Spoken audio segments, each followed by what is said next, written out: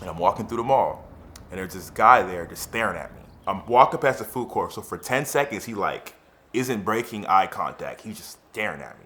And eventually, when I walk by him, he goes, "Yeah, that hoodie's hard, bro. Where you get that?" One of my phrases is pain has a purpose. So granted, I wish my dad had a different relationship growing up. Not having that made me into the man I am now. And me and my dad are best friends now, but growing up, I couldn't stand him. Like, we didn't get along. Anytime he was home, he just bullied me. And I didn't feel that love, so I didn't know I needed compassion. I just knew I took that and became anger. And I knew I just really wanted love of a father. That really dictated how I viewed women, the world, my friends, because growing up, it was like I listened to hip hop. That's what raised me, hip hop and TV. So hip hop, whatever they talked about in the music, I was like, oh, I need to do that. This is what a man is. So I never really had somebody say, this is what a man is, this is how you treat women, this is how you talk, conduct yourself. I didn't have that with my father. So in 6th grade, this is the time where my dad was like humble because we were kind of making a lot more money, but then we became homeless. So in the year 2000, my dad lost his job. We lost everything, lost our house. We had to move in with family friends. We were living in hotels. It was like bad for like 3 years. But in that moment, God stripped my dad of like everything he knew that was his money and his identity because he found that in his work. So that's when I finally started having a relationship with my dad. But then fast forward to like high school when I stopped having been forced to go to church, then it was like, this whole God thing is cool, but I want to live life because I kind of been like locked up. Like my parents are super strict, and now they're letting me out the house, and I'm seeing what the world is like. And all my friends are selling drugs, doing drugs, partying, hanging out with girls, and I'm like, I need to be a part of that. Let me do everything the world has to offer. Like every single thing it has to offer.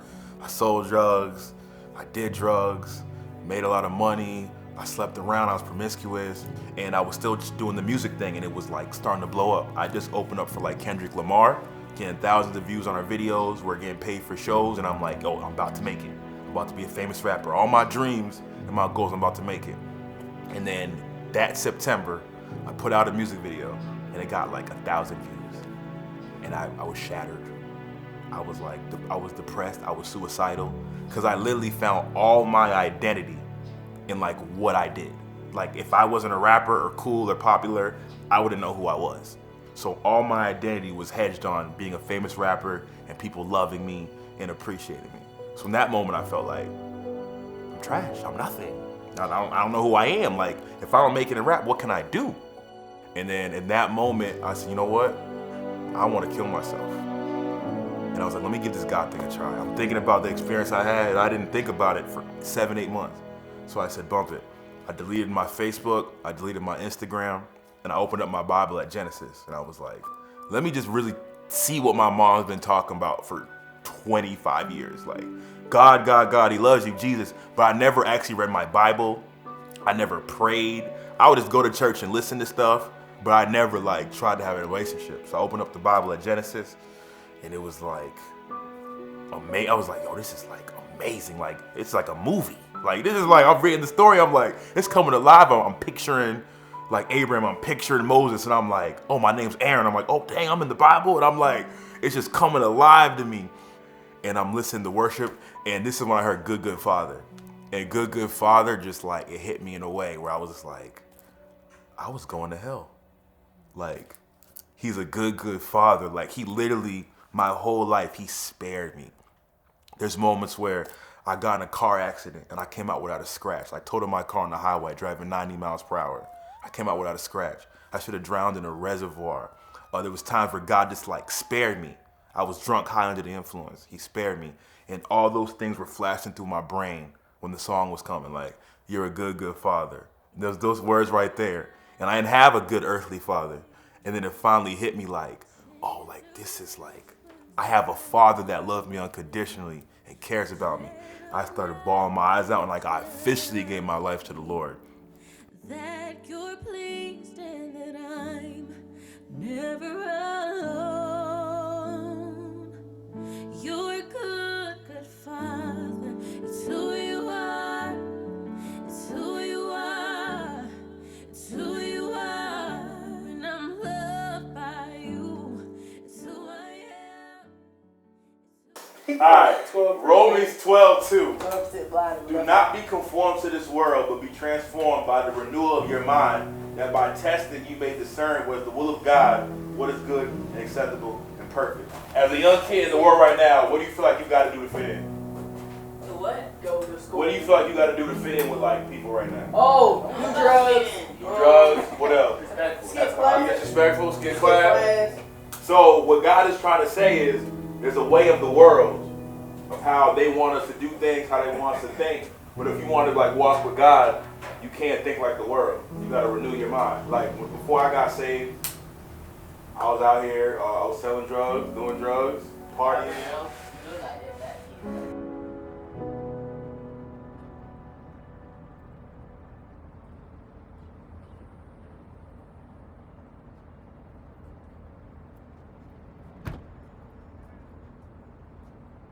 Break the Cycle was birthed out of brokenness, honestly. It was during quarantine.